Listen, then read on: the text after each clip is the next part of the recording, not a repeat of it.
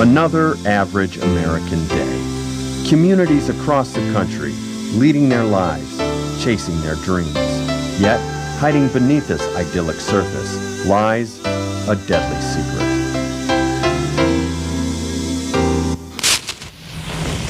A conspiracy designed and administered at the highest levels of industry and government.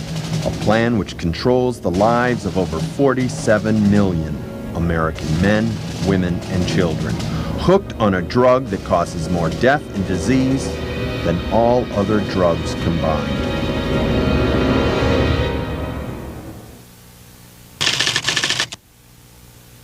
Thursday morning in the Vetter household.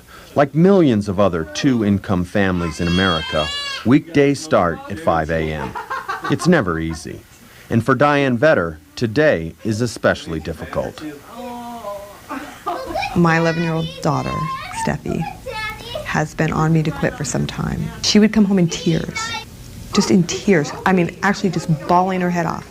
Mommy, you're gonna die. Mommy, you're gonna die. Today, after 15 years of cigarette addiction, Dianne Vetter is going to quit. How could I live with myself even now, thinking that if I died of cancer and my daughter had to live with that? For the next half hour, we'll follow Dianne through her struggle as she discovers that the best way to quit is to never start smoking in the first place.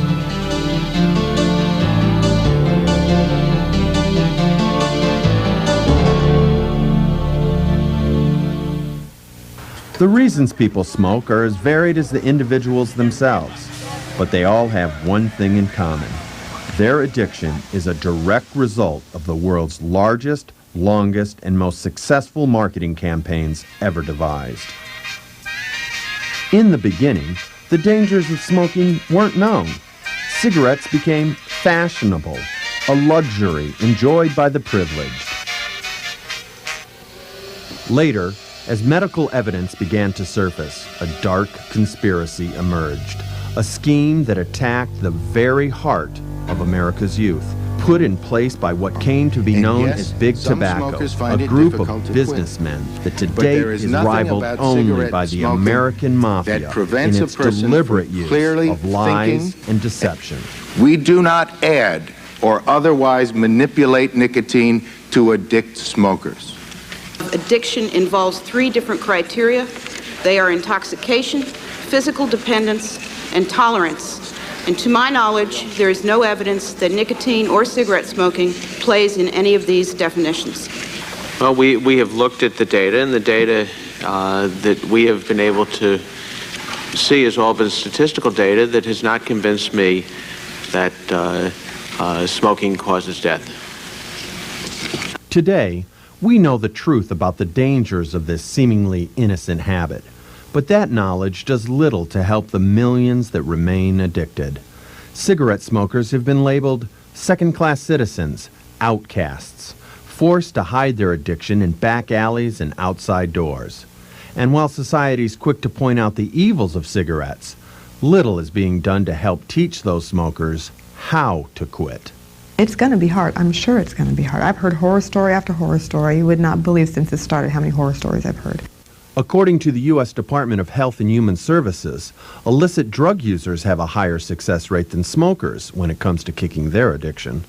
Well, in many ways, nicotine is the perfect drug, except that it kills you. What it does is it both stimulates you and calms you down at the same time. There are no other drugs that I can think of that can do that. And so that's how you get addicted. You want that feeling, you crave that feeling of having energy but calm at the same time.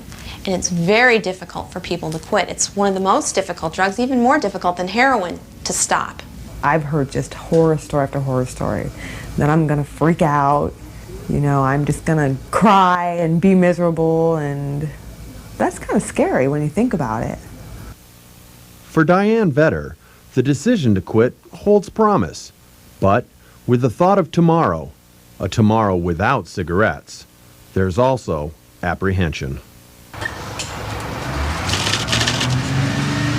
I have more set patterns at work, I think, more than I do at home. At work, you know, I can get away, and I always just do it at the same time. I smoke at the same time. On the way to work, I smoke at the same time. When I'm at work, I'll do this. I'll go have a cigarette, I'll come back. I'll do this, I'll go out and have a cigarette, I'll come back. You know, me and Diane, we're both in a business, in a medical business, where we deal with people that are on oxygen. And I never could understand how Diane could keep smoking after seeing these people and talking to these people. Especially these people will sit right up there and tell their whole story.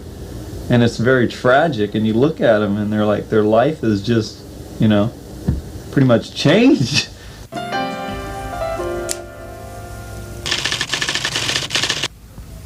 I've never really looked at one before. I mean, really looked at one. The moment of truth. It won't be without struggles. For Dianne, the next 72 hours will be filled with cravings, anxiety, and nervous tension as her body purges itself of the poison it's grown so accustomed to.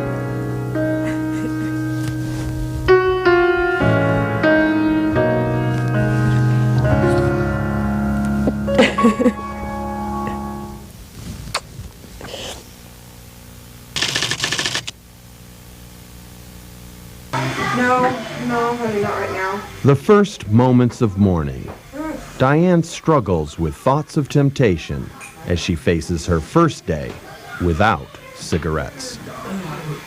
Experts say breaking your routine is crucial in getting through the first 72 hours of nicotine withdrawal, and exercise is one of the most essential tools you can use.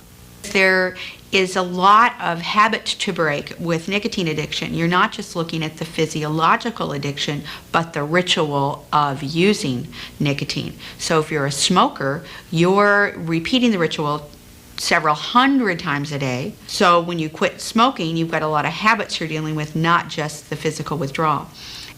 You're in this tiny little car and you're blowing the smoke out. Your kids are sucking that stuff in. I always used to think that I'll just roll the window. It won't get to them. I'll just roll the window down. It got to them.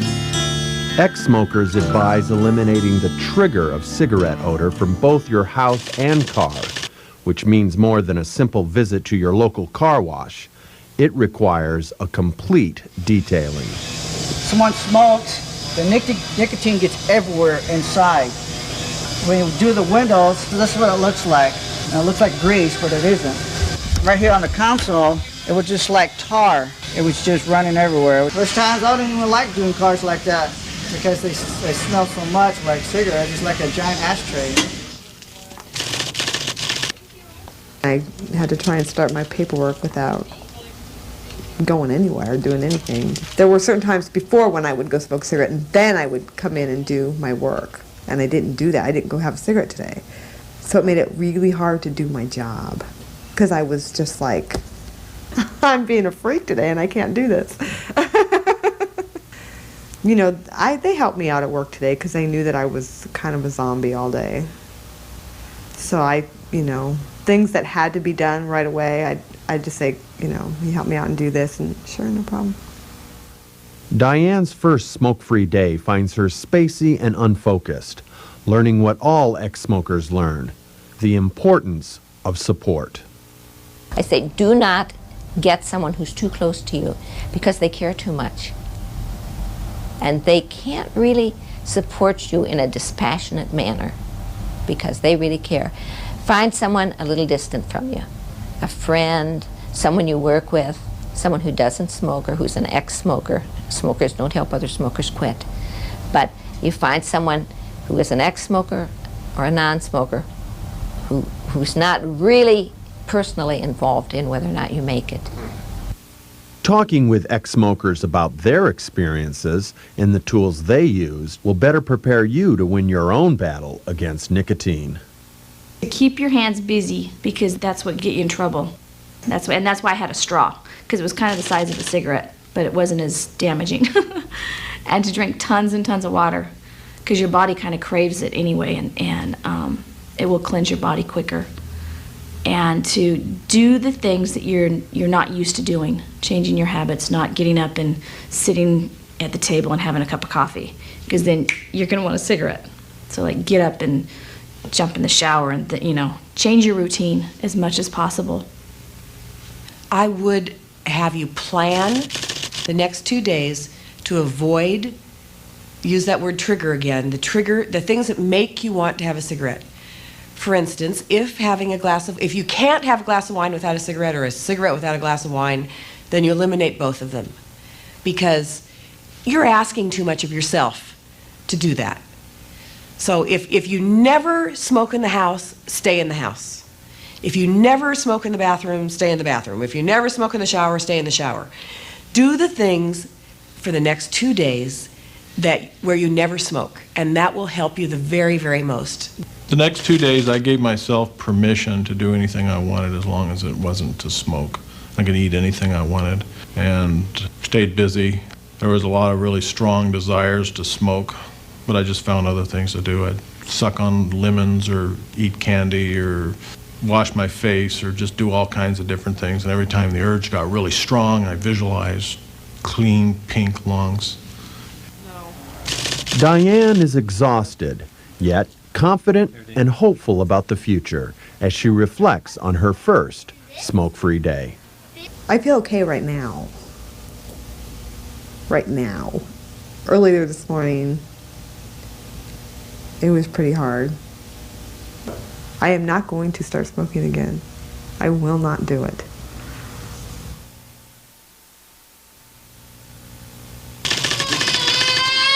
Dianne. Smoking or not, you're going to get your ass kicked in about 2 seconds. I'll shut the f***ing camera off. What happened? Now. All right. Well, it slipped. Oh, what were they doing? They were making fun of me. Joking around. It was just annoying. Just little things. Not for very long, though.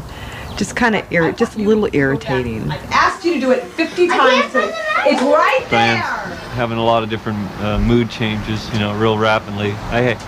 My older daughter told me this morning, she goes, "Oh, Dad, I know what you mean now about, one moment she's yelling at you, and then she's happy, and then she's crying." And I says, "Yeah, she's probably sensing, a lot of different emotions, I imagine, It's a very stressful time for her. I think initially detox is going to be a little bit different depending upon the substance. To have left your system, to be out of any kind of danger, and specifically with nicotine, 7 to 10 days is what the medical community would estimate. The symptoms of anxiety, mood swings, depression can be very subtle and can last as long as a year, as they can from other drugs as well. Good morning. It's going to be a good morning. You'll get your ass out of here. 36 hours without cigarettes finds Dianne on an emotional roller coaster and her family along for the ride. I'm going to go to a group of ex-smokers and yeah, I might get some ideas to make it a little bit easier, is what I'm hoping for. And while she's at the meeting, me and the 3 girls, we're going to put together a little surprise party for Dianne. Girls are really excited. They want to, make a cake for Mom and, blow up some balloons and kind of decorate the place with a nice big banner that says, "Congratulations, Mom, for, quitting smoking." Support and understanding are important when battling nicotine withdrawal, and most communities have smoking cessation support groups where you'll find camaraderie and empathy, along with time-tested tools and techniques. 2 of the best and most useful tools Dianne learned about were the rule of halt and the 4 Ds. The 4 Ds, delay, do something, deep breathe, drink water, are action steps you can take when battling the temptation to smoke. The rule of halt. Don't let yourself get hungry, angry, lonely, or tired. Each of these put the body under stress, and stress will always be one of the most powerful temptation triggers that challenge an ex-smoker. Did anybody use the nicotine patches or gums, or did everybody go cold turkey? I use the patches. I've used them all. I started with Not only will you learn about the medications and other tricks available to help you through this period, But you'll also learn about the physiological and psychological facts of withdrawal and what you're experiencing is normal. Everybody was afraid of failure. It helps seeing that other people are scared, that I'm not just, being a wuss. and I was worried about that. It's like worrying about something almost constantly all day long, and it just makes me really, really tired. Better than that. Because I'm constantly thinking about it. And we'll put it. So anyway, finish color the circle in. If I even smoke one more cigarette, I know I'll never quit. Ready?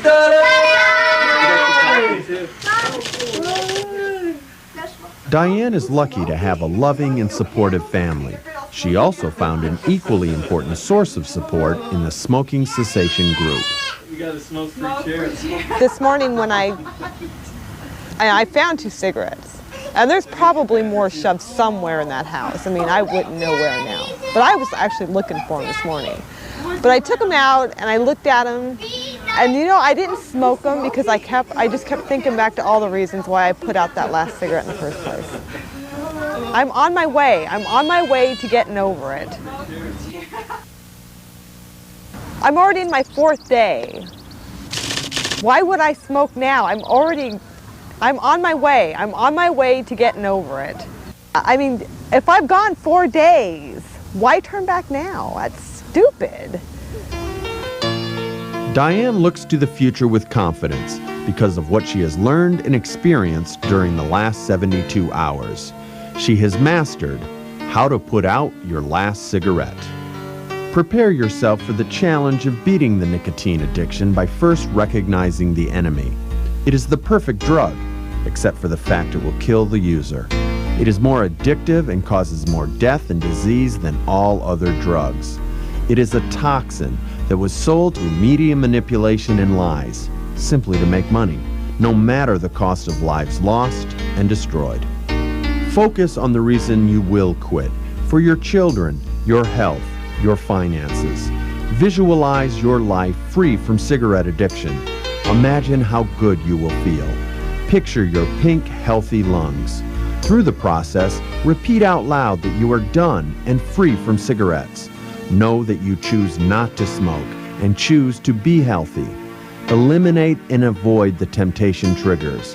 Remove the odor from your car and thoroughly clean your house. Stop doing the things you do when you smoke. Break the smoking routines. Do new things. Make new, healthy habits. Exercise. Stay busy. Find something for your hands to do. Wash your face. Walk. Give yourself permission to do anything you want for the first few days, except smoke. Eat candy. Go shopping. Enjoy a movie. Take a hot bath. Spoil yourself. Be kind to yourself. Don't ask yourself to do too much. Recognize that you will have anxiety, mood swings, and depression. Prepare yourself and family for it. Consider getting some of the new medications available to help. Realize that you don't have to go cold turkey. These drugs can help you in your battle. Find support. An ex-smoker who isn't emotionally involved with you is an excellent source of support, tools, and techniques. Most communities offer smoking cessation support groups that are ideal to help you through the process. Drink lots of water. Remember, allowing yourself to get hungry, angry, lonely, or tired will lead to stress, which will lead to a strong desire to smoke. Again, help yourself to reach your goal. Lastly, become a disciple against cigarettes. Let your children and others know that the best way to quit is to never start smoking in the first place. When you're young, like these teenage girls, you don't really think about what's going to be ahead of you. When you have children, you have a family, you have your future. And I guess I was a teenager when I started smoking, really, and it was this great thing that I didn't think I would ever really even want to quit. And all those years I kept saying, well, I don't want to quit. And then it came to a point in time where I had kids and I wanted to quit because I wanted to see my kids grow up. What are you doing for yourself? I mean, if everybody else in the world smoked, you still don't want to smoke because it's doing you no good. Because it really matters. If people can stop smoking, they're going to live so much longer and so much better. And it's the better part that really counts.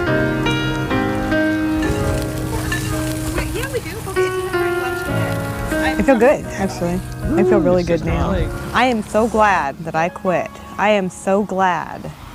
Because I do so much more activities with them now than I did before. Instead of sitting around smoking cigarettes, I get up and I play, and I physically get up and play. I don't think it's going to be that difficult to fight this forever, but it is going to be something that I am going to have to fight forever. I mean, because there's always going to be a time when something's going to go wrong and I'm going to think about a cigarette. I may not smoke it, I may not even want to smoke it, but I'm still going to think about it. So yeah, I'd do it again, in a heartbeat. I'd quit smoking again. But I won't have to quit again because I won't start. Another average American day. Communities across the country leading their lives, chasing their dreams. For Dianne Vetter, the chase may not be over, but she knows she's a lot closer to winning.